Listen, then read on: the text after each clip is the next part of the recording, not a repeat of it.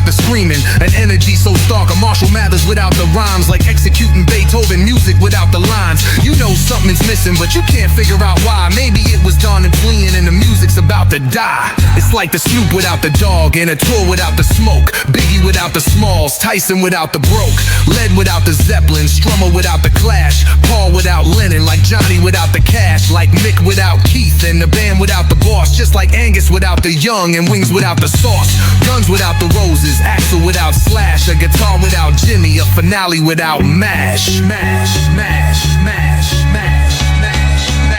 When life seems down and everything tattered, take a trip with us back to when the music mattered.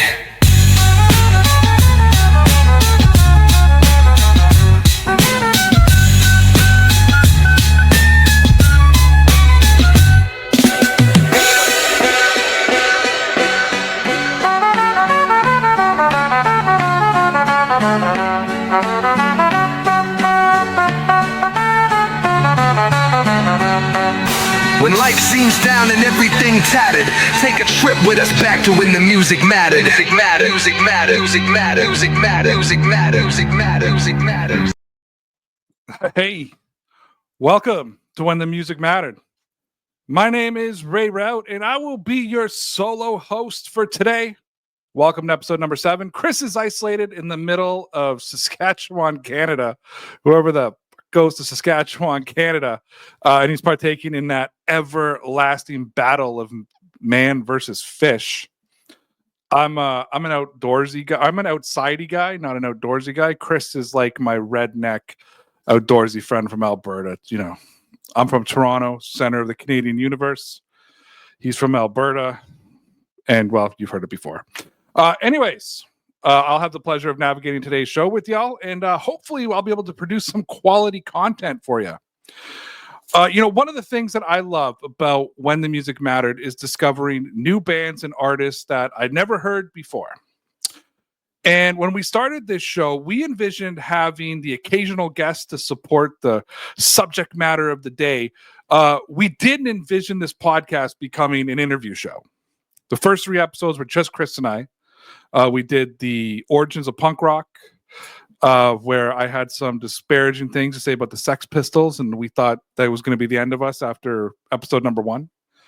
Then we did an episode to the best local bands, to him and out in Edmonton, me here in Toronto, and then we did a bit of a tribute to Rick Derringer after he passed away.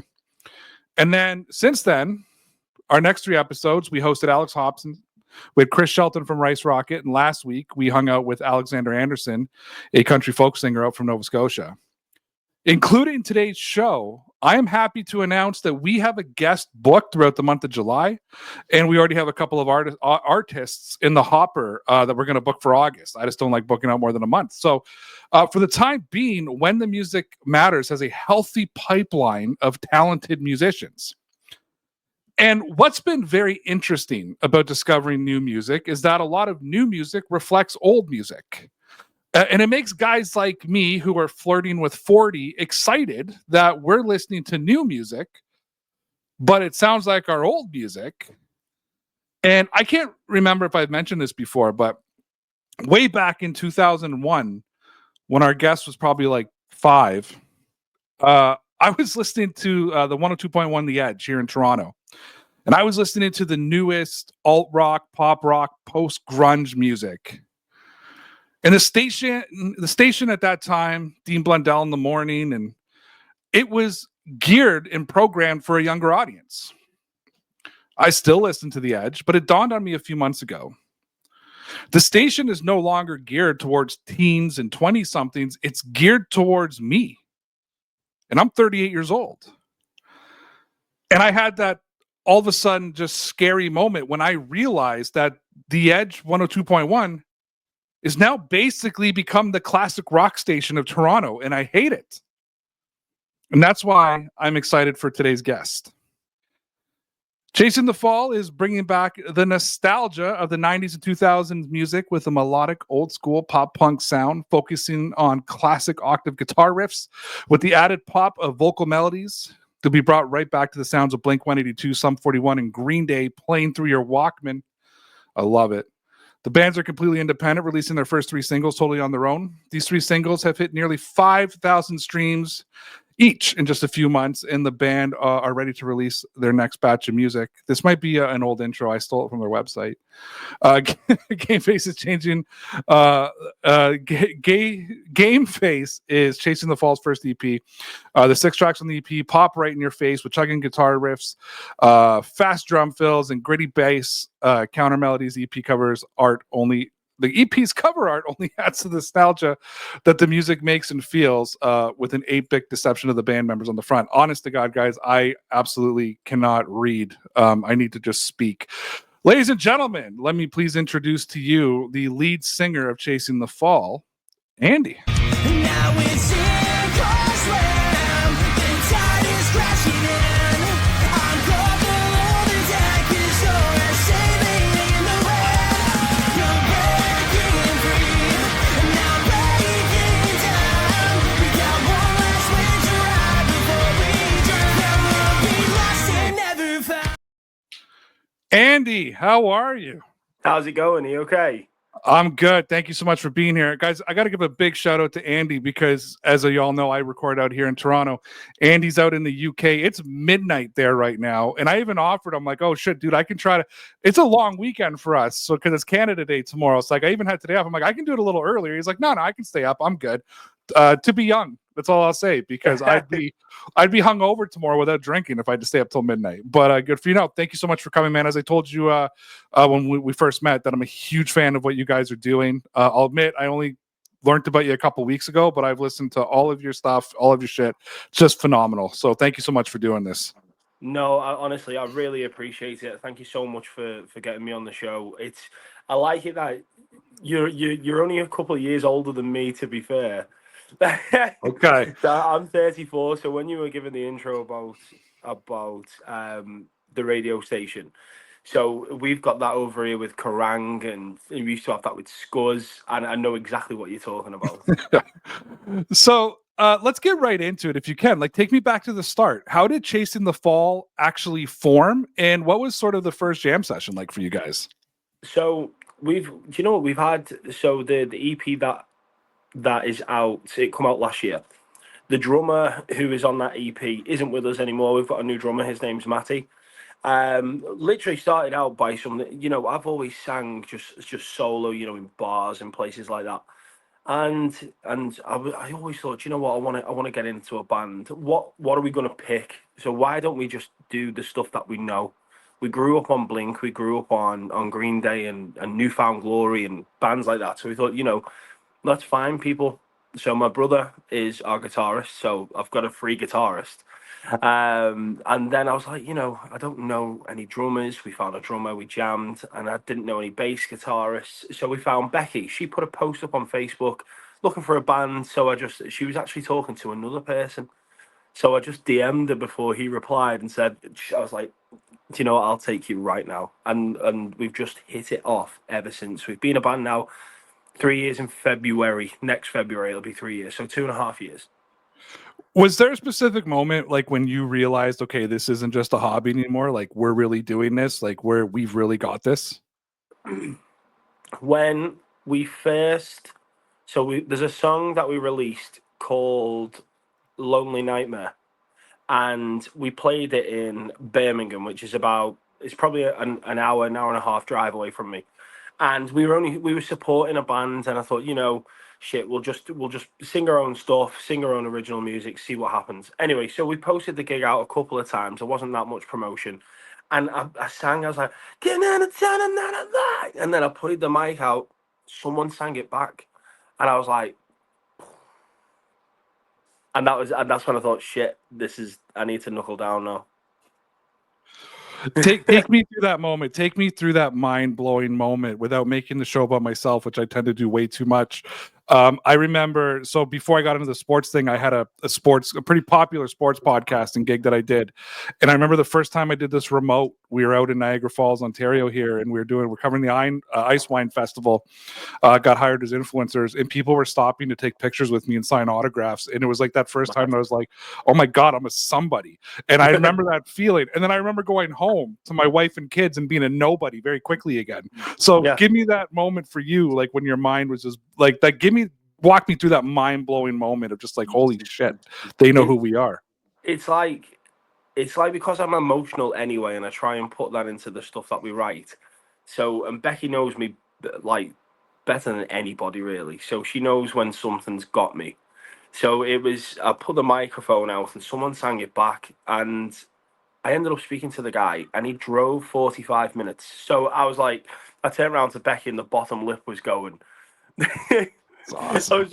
I was just an emotional wreck, but since then we've concentrated so much on social media and posted daily, twice a day, 3 times a day, and things have just snowball effect through literal hard work and just, you know, it's becoming more than a hobby now. It's taken up so much time because things are getting bigger. We're getting on bigger shows. We got played on Kerrang Radio about 3 weeks ago, and that was another emotional thing. The lip was going again.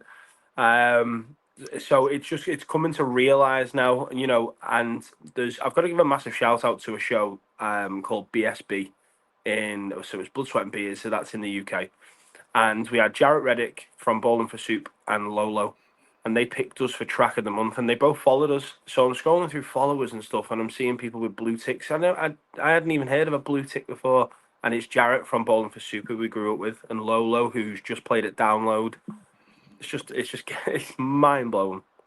Well, I did see the quotes on your website, and I saw the Bowling from Soup, and I saw what they were talking about your music, and I was like, good for these guys. Like, So you kind of deserve it. And I love that. And thank you for being so open about it, because, you're a pretty big dude. I saw you in the music video. I am as well. I'm 6'1", 275, but I'm also that emotional musician in life. So I totally get it. Like I cry over puppies. Like it's just, it's the way it goes. But something I'm always interested in are band names. And so I'm looking at the name Chasing the Fall, and I'm trying to put my own idea behind the name, but I'm really interested. You tell me what you think first.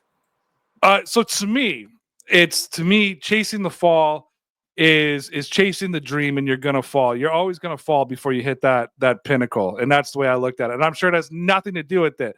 So that's why I want to know from you, what the hell is Chasing the Fall, and what's the story there?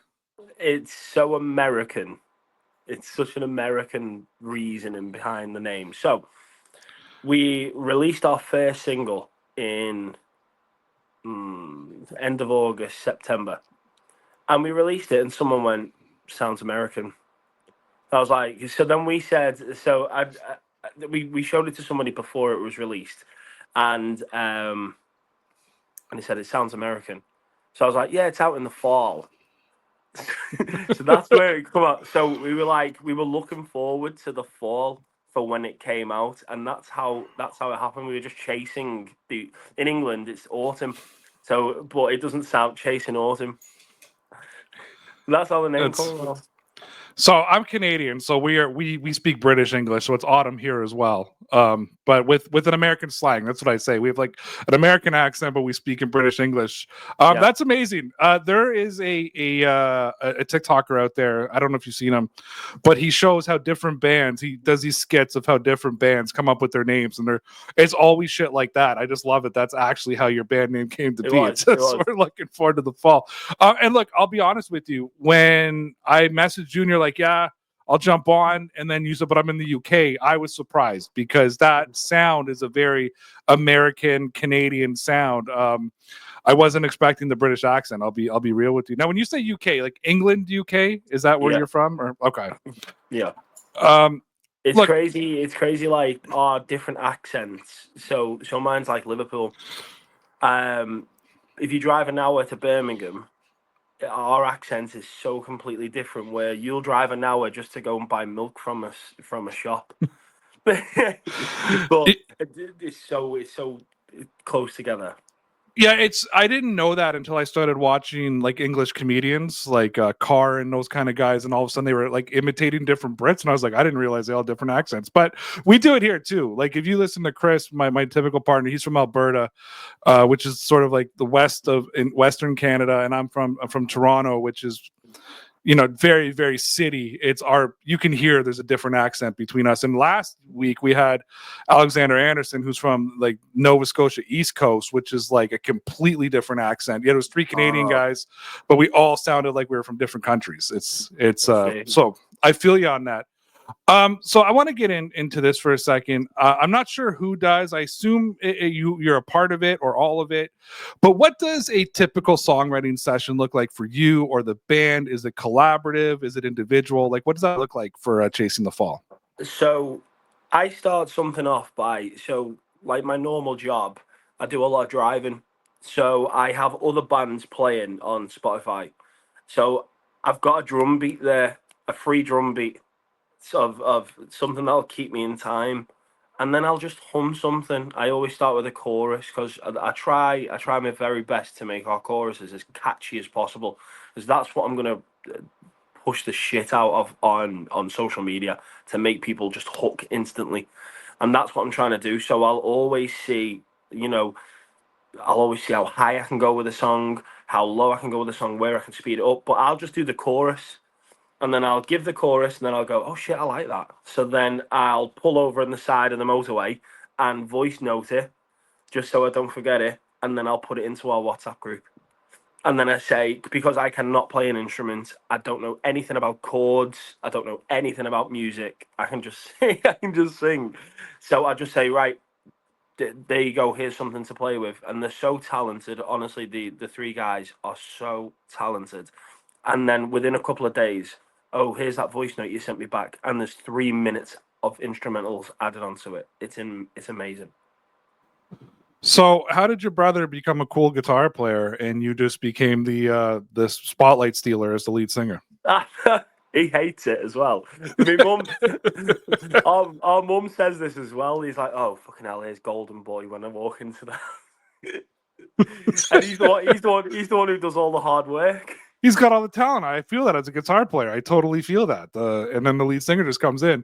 Let me ask you, you've got songs that hit on emotional highs and lows. I was telling you before we went on air, because I like to waste good antidotes when no one else can hear it. But I was coming back from Northern Ontario today, and we had your EP going, and then we were playing some of your other stuff. And you're just that typical pop punk sort of music sound, which is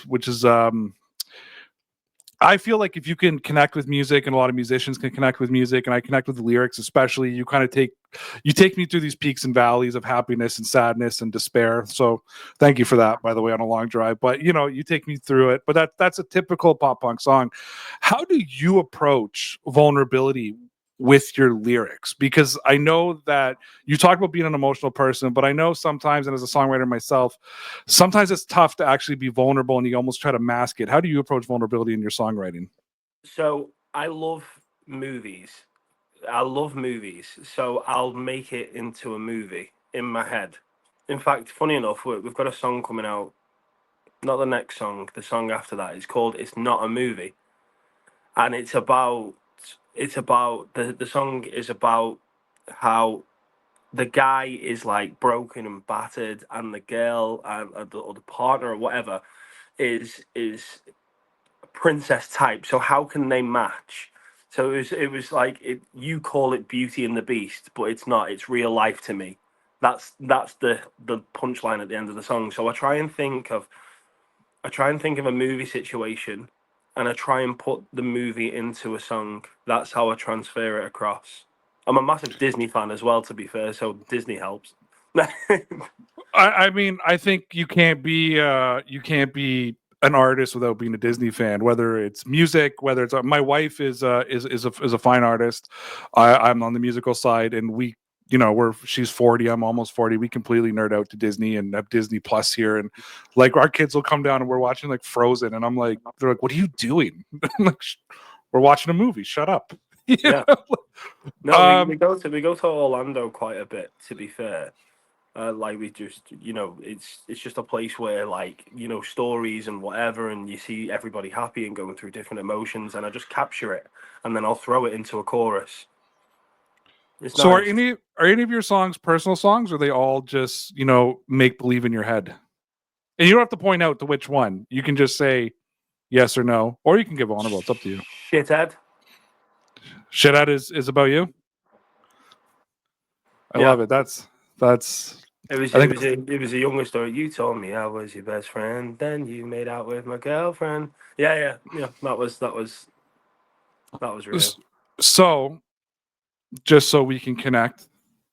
Shithead hit me because my what I considered a brother is no longer in my life for something very similar to that. So it was Shithead hit me. Wow. Well, thank you for being honest about that.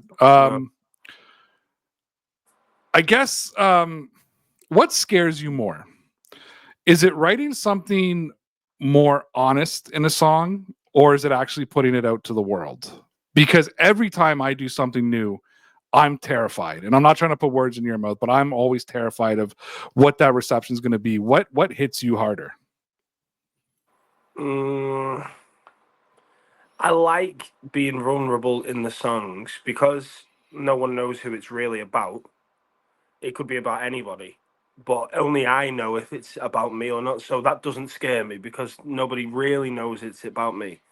Probably because I'm sort of a perfectionist with how I want things to sound and stuff. So probably putting it out and seeing a general reaction to what we put out. Probably because the amount of work and the amount of effort that we put into writing and recording and making sure everything's nice. If some people online they put bad comments or whatever, and I ignore it, but I take it personally. I'm like, oh, it's like my baby, and I've just give it you, and you don't like it. So probably that. So I wasn't going to ask you, but I want to follow up on that. Like, how do you deal with, and can you tell the difference between constructive feedback and just people being dicks? Yeah, people don't have fucking profile pictures. All People right. who give constructive criticism have a profile photo of them doing something. People who don't, they just have a grey screen. So I just ignore it. Yeah, I took it really personally at the start because I thought, I'm new to it. But now I realize that everyone gets it. So it's, not everybody likes the stuff. So Do you ever struggle with, I guess I'm trying to say this properly, struggle with originality and I just so most of my life, my entire band life, I was a pop punk band here on a circuit tour and stuff, and we thought we were going places, we didn't end up. But what we kind of discovered was we put out our EP and listened to all 6 tracks, and our guitar player looked at us and said every fucking song sounds the same. Right, like, because the pop punk has there's a formula to pop punk, as you probably see. You know what I mean? Like, there's a formula to it, and then we kind of listened to it through, and we were like, "Holy shit!" So when we started writing again, we were really focusing on like making sure each song sounds different, because the last thing I want is somebody not knowing when one song finishes and one song goes. Do you ever struggle with that in your songwriting? Like, you write a song and go like, "Oh my god, this is just a repeat of something I already wrote." Could be different lyrics, but everything else kind of sounds the same. what really helps is, so Phil, our guitarist, his favorite band's Metallica. Matty's favorite band's Blink. Becky's favorite band's Green Day. My favorite band's Newfound Glory. So we take little bits from each thing. So if you listen to Lonely Nightmare and you listen to Shithead, they are completely different. If you listen to our top numbered track, Black and Blue, again, completely different. We've got a song, our next song is the UK's version of Stacey's Mum. And nobody knows this yet, to be fair, but it's called Jeff.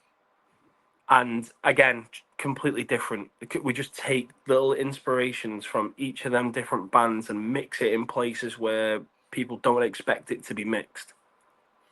So I'm going to ask you to expand on Jeff if you can, because when you and I were DMing back and forth, you dropped this little Jeff line, and I so badly wanted to ask you a follow-up question about it, but I was like, save it for the show, Ray, save it for the show, because it was such a good teaser for me. I wish I could have just shared our DMs at that time to tease what was going to be talked about tonight. I was going to save it to the end, but since you brought it up, can we expand on Jeff, or is that just your tease, and that's all I get to know is it's the UK's version?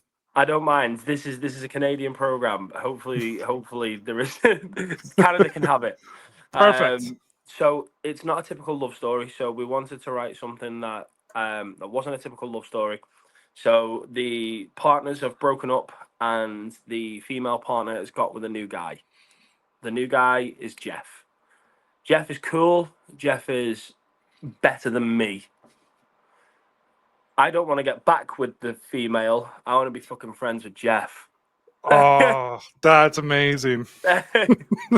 That's amazing. It's just a different twist to a love story. I want to be friends with the new cool guy. When does it come out? Saskatchewan. From Saskatchewan. I love it. I love it. Wow, what a Canadian fucking city to drop too, Saskatchewan. When's it come out? Do you know? Do you have a release date yet for that? We're just waiting for the mix. The mix will be back this week, so either the end of July or the first week or so in August. Well, I will keep an eye out for that. I'm Oh, sure right. it'll be all over your TikTok pages and Instagram pages. So I'll be looking for that. And let me just jump right into this. What is it about pop punk and punk and you know, I actually hate the term pop punk, but you know, but that's what it is. I know it's how people see it, right? But what is it about punk and pop punk and rock and roll? What was it about that genre of music that really pulled you in and made you stay and made you want to keep going? I understand. I know you're a Newfound Glory fan and you know, that whole mix and your description was perfect, and I was happy you threw in Sum 41. They got a little bit of Canadian flavor in there. Very proud of that here. But what kept you there, and what made you want to just, you know, keep pursuing your music in that genre? It's just something that, because we grew up with it, and we grew up with it for 20 years, you know, literally, well, maybe not 20 years, maybe 10 years, then it started to fall out when smartphones come in and actual pop come in and Ed Sheeran made an appearance. But I felt like it was something, I love a catchy melody, and I just think anything that I can just like that to for hours and hours and hours and hours has got me hooked straight away. And I find it quite easy to write to it.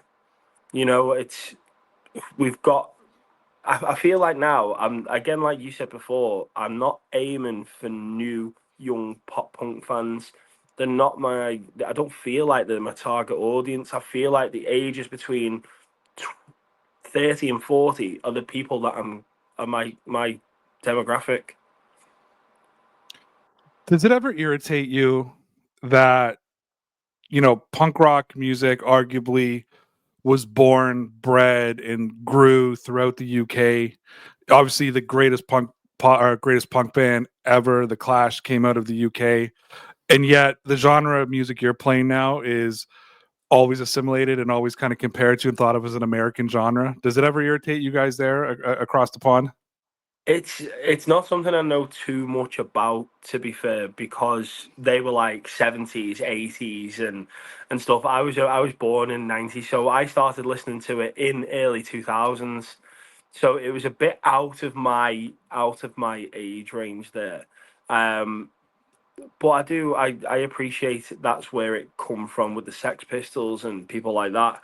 But then, you know, it went over the water, and it got that pop feeling to it. Maybe that's where the catchiness comes from. It's not just rock and roll and you know, we'll fuck shit up and this, that and the other. It's, you know, there's meaning behind it and story behind it. It's not too political, like, you know, stuff like that. When I was telling Kris who you guys were and sent him your stuff, and cause I thought maybe I thought he was going to be here. He says, God, I hope he didn't see our first episode when you just shit all over the Sex Pistols, he said, because Yeah. he may not come on the show when it's over. But yeah, so I'm glad you didn't, and I'm glad that you don't have that feeling, because I thought episode 1 was gonna be our last episode, because I had Brits from everywhere coming at me because of what I had to say about the Sex Pistols. So look, so as you're kind of saying, like, you know, pop punk kind of died, and now it's really making a bit of a renaissance. And it's no offense to you guys, but it's not just you guys. I'm seeing more and more of these new bands coming out, and some of these kids are young. You know, we're talking some young kids that are putting out these pop punk songs. And again, for, I guess, us old guys, I thought you were younger. You look younger, by the way. Congratulations. I didn't think you're 34. So do you. I appreciate that, because people think I'm older than I am a lot of the times. But where do you see Chasing the Fall fitting in this movement, in this renaissance of pop punk? As long as the heritage is still there, with so I always put like something on my TikTok. So say if this is showing up on your For You page and you used to listen to Newfound Glory, etc., etc., and brought it to 2025, because they always say pop punk was never a phase. That's the saying. So I feel like because it was never a phase and there is a new life of, especially in the UK, the bands coming through are amazing pop punk bands. I think it is making a full on return. And do you know what? I need to give a shout out to a bunch of young guys in the States, the Paradox. Amazing. They're killing it at the minute. They are amazing. I think I downloaded it's all singles right now, but I downloaded all their singles Yeah. as soon as I heard them. And I was like, oh my God, like I thought they were, truthfully, I'll be real with you. When I first heard it, I saw it on TikTok. Obviously, that's where I find a lot of, like, that's where I find all you guys. It's where y'all get the DMs from me. And I appreciate you responding back. I'm never going to forget. If I blow up one day, I'm never going to forget the guys who said yes and responded. It's exactly that. It's like, I've figured a way of like, if we want to get onto a show and we want to message promoters or big bands and they've got 3 blue ticks next to the name, and we say, you never get a message read. I'd hate to be that person who didn't read a message, so I try and comment. If I miss them, I can only apologize. But I try and comment back to everybody. I want to build like not just a fan base, but a whole community, like a family of people that they can, if they say my inbox is always open, because I always preach something like, shit goes on in life, whether it's shithead and say your best friend that you grew up with for years has cheated on you. Why, if you need to come to me and speak to me about your troubles, then my inbox is always open. That's amazing. And I really actually think that is the spirit of pop punk, because it was always a community. As I said, I don't know what the scene was like in the UK, and we will get into that in a few minutes. But if like, just for an education standpoint, everybody else, like the pop punk scene here in Canada, especially in the early 2000s when I was on the circuit and I was doing my thing, it was the same people at every show. Like the audience was always packed, but it was always, and they traveled from no matter, and we were playing like the Burlington Y and Moe's Tavern, and we're just, doing these circuits, and you're getting 100, 150 people showing up, and it's the same group, and all the bands knew each other. And it was like that. Like we all had each other's back, and there was a community. And I'm happy to hear what you're doing, because I always wondered if a community like that could exist in this new era of, tech and social media, and it's the days of just being there doesn't exist anymore, right? But to bringing that through, however, in 2002, you and I probably never would have known each other existed, never would have been able to have this conversation. So it also opens up a different opportunity that didn't exist back then as well. If this was an hour later, we wouldn't have had this. Correct. Look, what is the current UK pop punk alt scene like? Like, again, is it supportive there? Is it competitive? Is it a bit of both? Are you guys boosting each other, all the different bands, or is there also like, if somebody puts out a really good song, you're like, fuck, I gotta go write something better? No, like I feel like there's layers, like levels. So you've got sort of like as December 4 and neck deeper top. And then there's just so many other bands. There's like levels of people that are coming through. So there's like us, a band called Homecoming UK, Slacker, they're coming through. They're signed to Spam Records. There is loads. Autumn Fires, a band that we're friends with, just won a Kerrang deal. They played at Download a couple of weeks ago. So if somebody has some amazing news, when we got played on Kerrang, all the people on our level shared the shit out of it. They were so stoked for everybody to. It's like on our level, we all talk to each other. We all hang out with each other. It's cool. That's amazing. Hey, can I ask you something totally off related? Because it just clued into me right now, and I've been trying to I wanted to talk to somebody from the UK to ask them. Are you familiar with a band called Bones UK? I'm sure we've played with them. Okay, so Bones UK was on tour with Bush last year. They were like the opening act of 4 different bands before Bush came on, and it was the first time I heard them. Yeah. And I was like, "Oh my god, they're amazing!" It's these 2 girls and a drummer, and they play this sort of like post grunge alt rock. And then they put out a new album in September, and then they've gone silent. Like their social media is dead, their website's down, and I was like, "What the hell happened to them?" And I can't find a lick of information. Okay, it's okay. Sorry, just I'm not so sure. you're from England, so I thought I'd ask. So, do you think being based in the UK shapes your sound in a different way than if you were writing here in North America? No, I think the inspiration comes from American bands. So I do wish, especially on social media, it pushes us over to more people in the States. There's, so our manager, his name's Eric. He lives in New York, and it's like if I could, however hard I try, I can never get. I think I've got about 10 people who follow us who are from America, and they repost us constantly. And I feel like I just want to get over there to you guys because you're in my community, and I feel like we should be able to be heard more in the States because I think they dig what we do. To be fair, not just us, but the other bands that I mentioned before, definitely.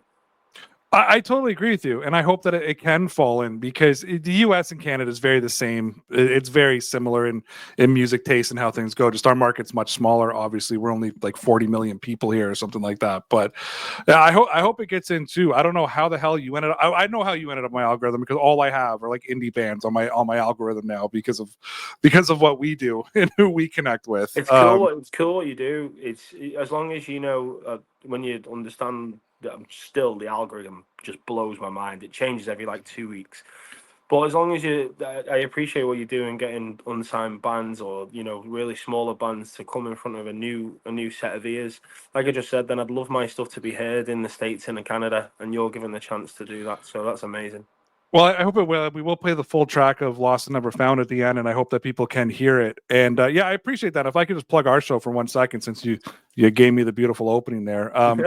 We actually had a guitar player of a big name band lined up to do the show, and I canceled the interview because we had a chat, and we didn't mean to fall into this niche of like up and coming artists, but we're enjoying the hell out of it. And I was like, let's not ruin it by suddenly setting an expectation that we're gonna have these big name, that have been around for a long time and big name bands. So we can't. You actually took the time slot, just so you know. You took the time slot of the big name band. So it's yeah. So I appreciate it so much. Yeah, I was just thinking back to when I said in an hour. I'd have stayed up all night to do this. I swear, I promise. So let's get into social media a little bit because I am really interested because I am not in the traveling or writing or creating music anymore. Dude, I write songs and produce them on AI. Like that's how out of it I am, just so I can listen to it myself. Like I don't share it or nothing. I'm not a douchebag like that. But you know what I mean? Like so, and I only write lyrics just to keep my mind fresh because I've always been a lyric writer. So back in the day, dude, like we were walking around like putting up posters and going to high school and trying to sell tickets and like that was the hustle and then we'd go to the show and there was no like download our stuff, like we weren't on Napster. We were just trying to we would go cut one CD at a studio and then my buddy had a burner on his computer and was just burning CDs for us.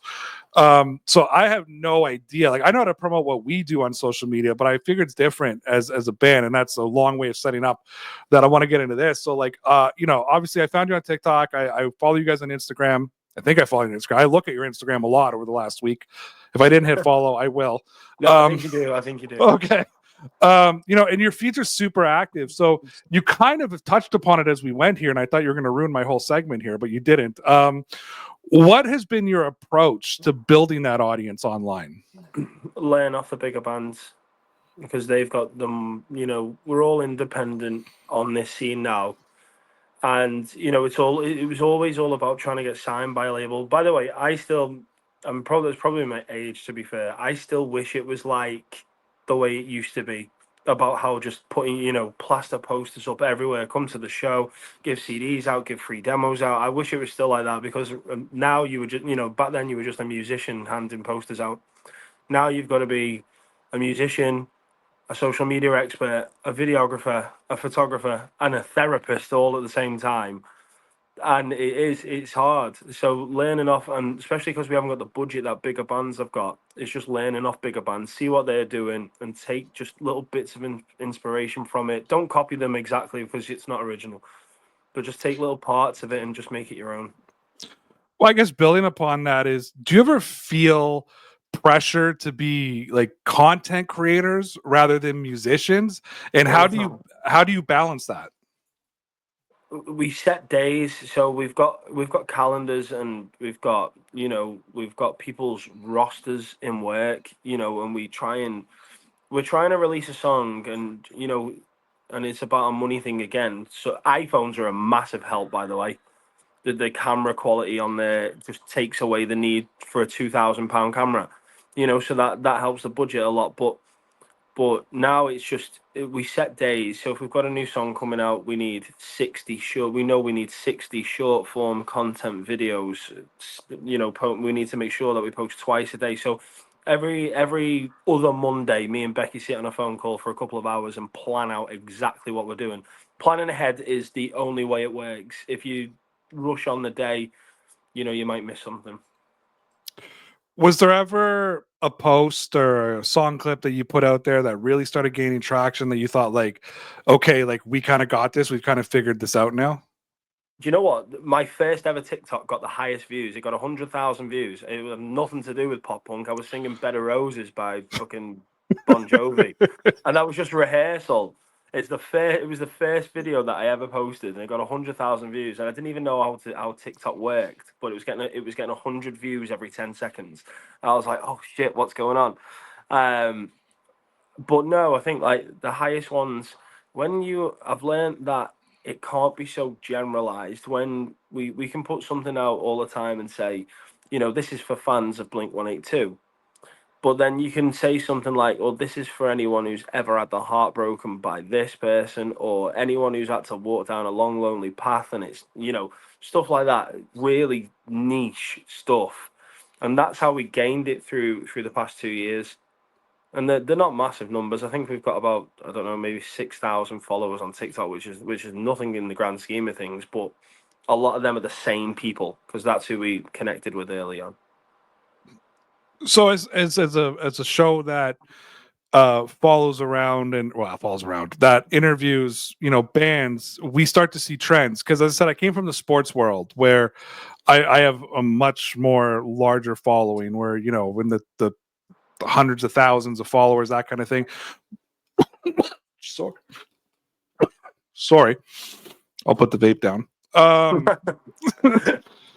But we're talking about relevant news, so we don't have to find trends and do advertising. Like our titles alone, we're discussing this big breaking news, we're credible now, people find us. In the music world, this is a new product. Kris and I both do our own, we have our big stuff. This started as a side project, and it's now I'm kind of turning it into my main project. But like what I notice with bands there's trends, like if you're a fan of Blink 182, or you found us on the algorithm, your ears must be built different. And I start to see all that stuff that all these different bands are doing, to the point that we have started copying you guys a little bit. You know what I mean? Like with the okay, well, if this is what the indie bands are doing, let's do it as the podcast. Like we're the podcast of the indie band, so we'll jump in there. And I'm sorry, I coughed and I lost my point. That's why I've been rambling here. So yeah, that's it. That's what I wanted to ask. So when you're watching these trends, and we're doing the same thing, because in a way I find on social media we're almost competing against you guys, because we're putting ourselves in the same algorithm and in the same space. So how do you, as Chasing the Fall, how do you stand out in this crowded space? Like, what's the strategy and the mindset that you're following those trends, but also making sure people are like, because it's easy to think you've seen this already when you're seeing the same shit over and over and the same bands doing the same things. How do you make sure you guys are different? Find a selling point. So the fact that we're from the UK and do pop punk, that works quite a lot. And not many pop punk bands play over here anymore, or they're all like the ones that we grew up with, like Blink and Sum 41 and Newfound Glory. They're on like the last shows now over in the UK.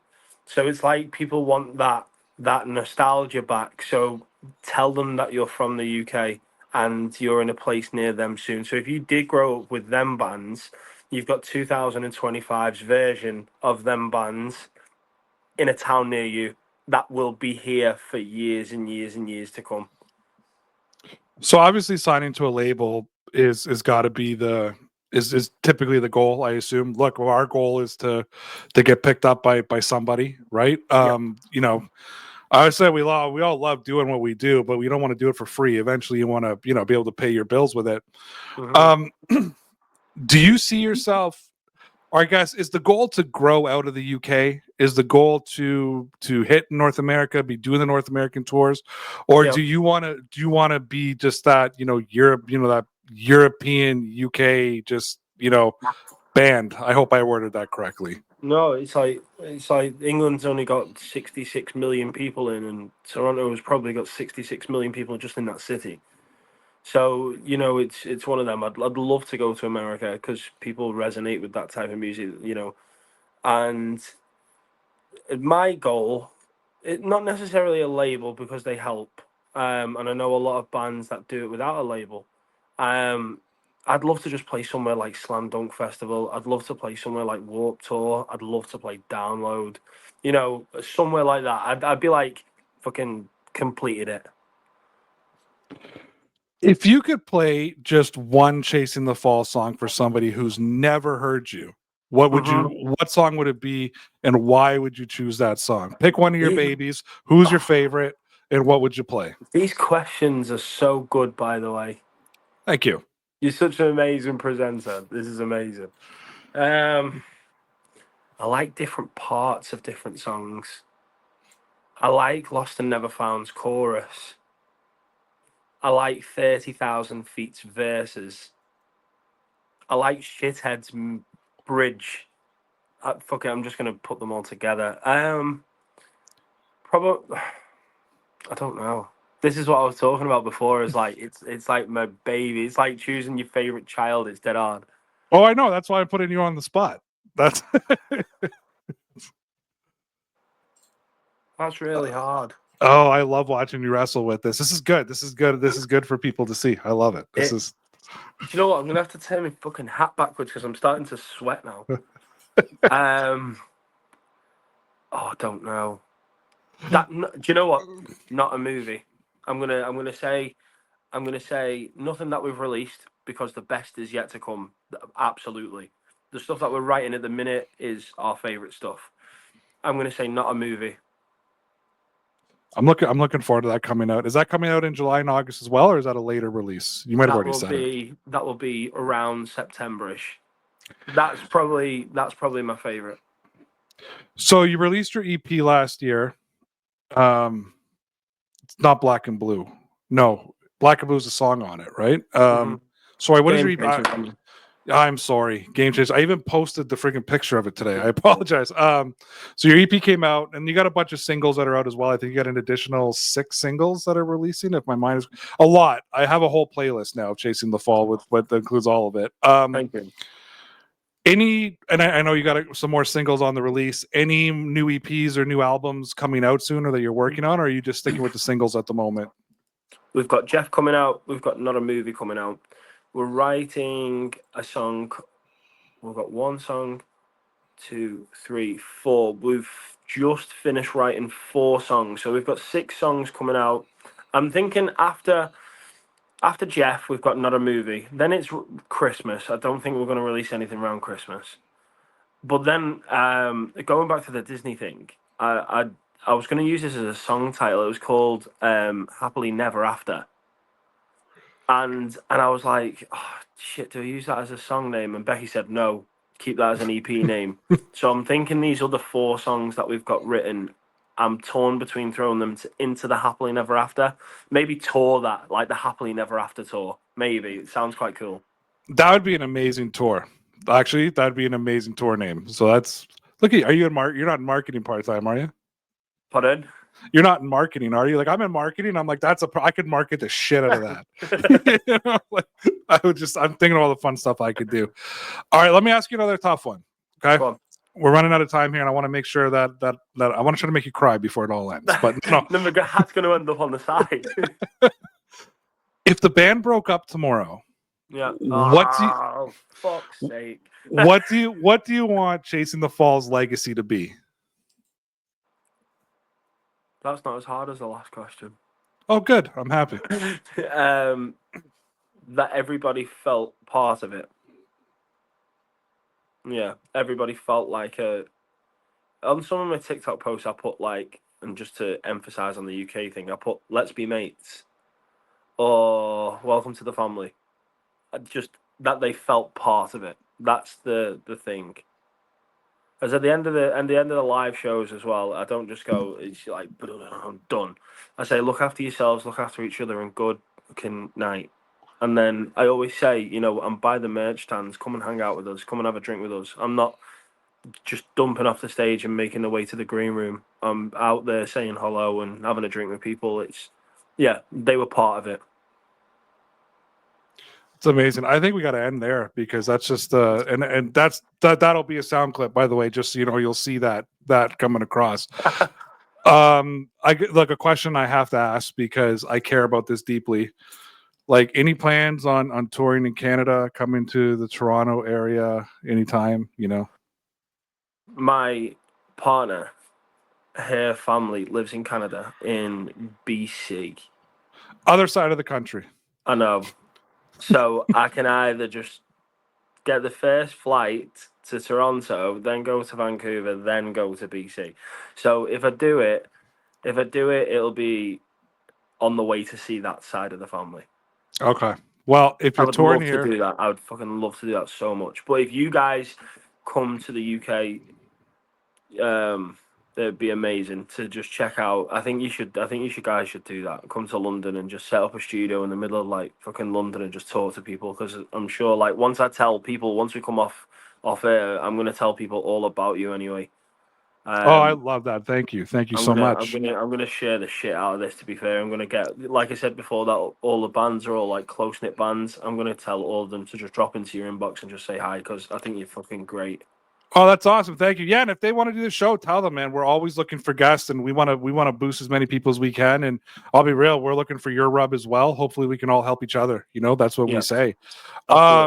All right. Here's the deal. I'll put the deal on the table. If you make a valiant effort to come to Canada, we will make a valiant effort to go to the UK, and we'll party in both cities. We'll have fun. I want to party. I'm gonna party with your partner as well, because I fucking love country music, and you said he was a bit of a redneck as well. Oh yeah. Oh no, he can fucking party. He's a shout out to him. He's a 25-year combat veteran, toured Afghanistan twice, and and if you want to know national security secrets, have a few drinks with him, and he'll tell you everything you need to know. Look, let me give you this moment before I wrap us up here, and tell everybody everything they need to know: where they can find you, where they can download your shit, any upcoming shows you got for. We do have some UK listeners and that kind of thing. Like, just tell everybody everything. Yeah, so I just want to say a massive thank you guys for tuning in. It's been a pleasure for me to tell you guys a bit about us. You can find us on TikTok, you can find us on Facebook, you can find us on Instagram, anywhere you stream your music and all your favorite listening places. Chasing the Fall. We've got a few shows coming up. Our next show is in the UK. All our shows in the north of the UK. We've got Manchester, we've got Birmingham, we've got Nottingham, we've got Leeds, we've got Manchester again. We're trying to hit up as many major cities as possible, and we'd love to see you there. Check out all of our stuff. And you heard what I said before about the bottom lip going. So if I can put the microphone out and you scream that back at me, you'll guarantee to make me fucking cry again. So I appreciate you all. So that is my goal in life now, ladies and gentlemen, is to make Andy cry. Of course, my name is Ray. You can follow When the Music Matters across TikTok and Instagram at When the Music Matters. Our Instagram page is live. There's one video there right now. I set it up and then went away, so I will be loading it up with content. Andy will be on there very shortly. Follow me on my Instagram, Ray Rout, just very simple, RAYRAUTH. And you can download the podcast now everywhere. We are finally not just on Spotify. We've gotten the approvals across the board, so Apple Podcasts, all those fun things, find us there. And Andy, again, thank you so much. He is the lead singer of Chasing the Fall. If you love pop punk, go check these guys out. I can't stress that enough. They're great. And if you're too lazy to go find them right now, or you don't believe us, we're gonna play Lost and Never Found. And then you guys can go download the rest of their stuff. Go get their EP. I'm telling you, it's phenomenal. If you got to do a drive, go do it. Andy, thank you. Thank you, everybody, for so much. listening. And everybody else, we will see you next week.